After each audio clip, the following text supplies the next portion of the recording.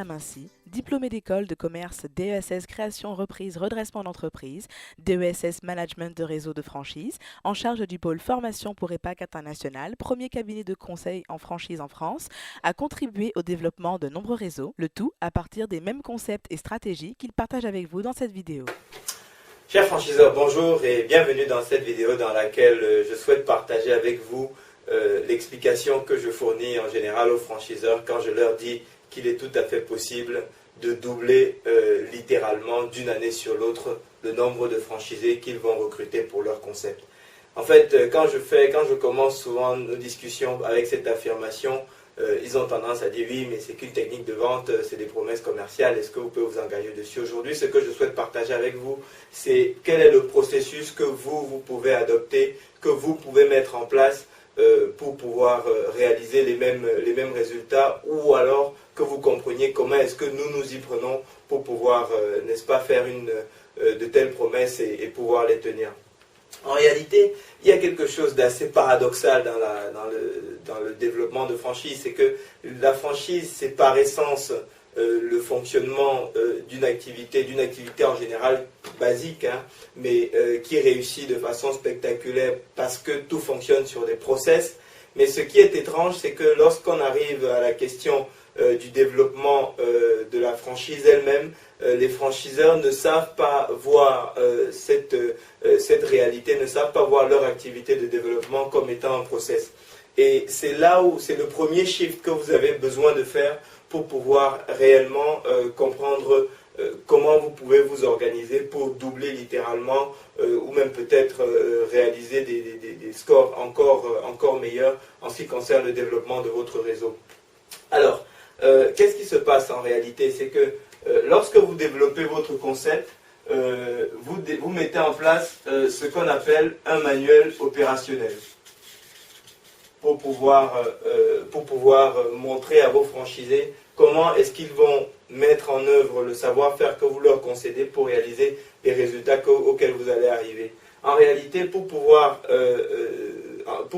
maximiser vos résultats en termes de développement, il faudrait que vous adoptiez cette même réalité du manuel opérationnel à votre organisation de franchise. Donc ça va donner ce qu'on appelle un manuel organisationnel. Et en ce qui concerne votre développement, le manuel, cette réalité du manuel, qui peut être appelé manuel organisationnel ou manuel du franchiseur ou ce que vous voulez, en ce qui concerne le développement, lorsque vous creusez la question et que vous voulez vraiment réaliser, améliorer vos pratiques sur les différents sujets, ce qu'il faut savoir, c'est que vous avez 4 étapes en ce qui concerne le développement de votre réseau. La première étape dans le manuel concernant votre développement, c'est l'étape qui traite de la génération de prospects. Donc c'est la génération de prospects. La deuxième étape, c'est celle qui traite de la captation des prospects. La troisième étape, c'est celle qui traite de la conversion des prospects.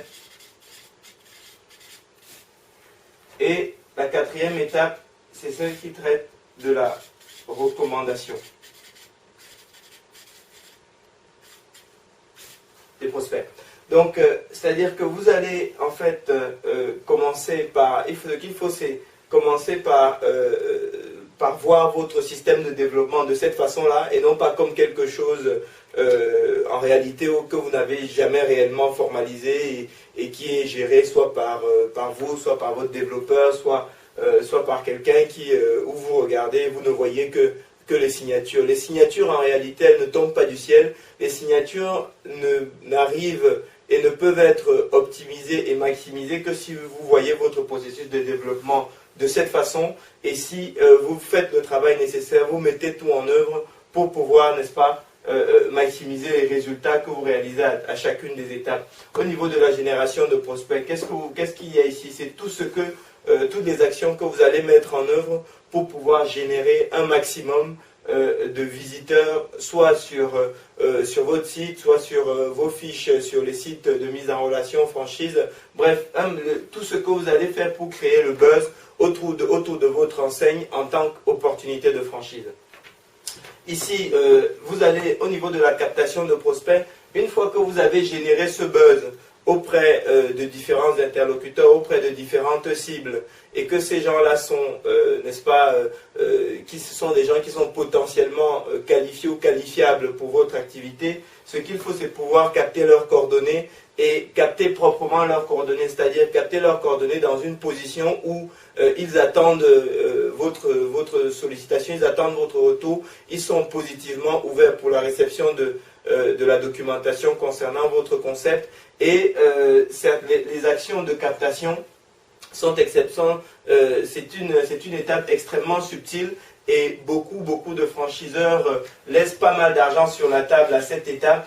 Et il suffit de voir pour cela les statistiques de votre site web, combien de personnes visitent la page franchise et vous recevez combien de demandes de documentation, combien de personnes visitent votre page sur les différents sites de mise en relation, et quel est le nombre de candidatures, d'actes de candidature que vous recevez de la part de ces gens. Donc voilà les questions qu'il faut se poser ici. Et si vous regardez les chiffres, vous vous rendrez compte que vous laissez vraiment beaucoup d'argent sur la table. Pourquoi? Parce que c'est une étape particulièrement sophistiquée qui doit être différenciée en fonction de la source des contacts que vous avez, et ce n'est qu'à ce prix-là que vous pouvez, n'est-ce pas, convertir un maximum de trafic que vous avez généré en acte de candidature pour votre franchise.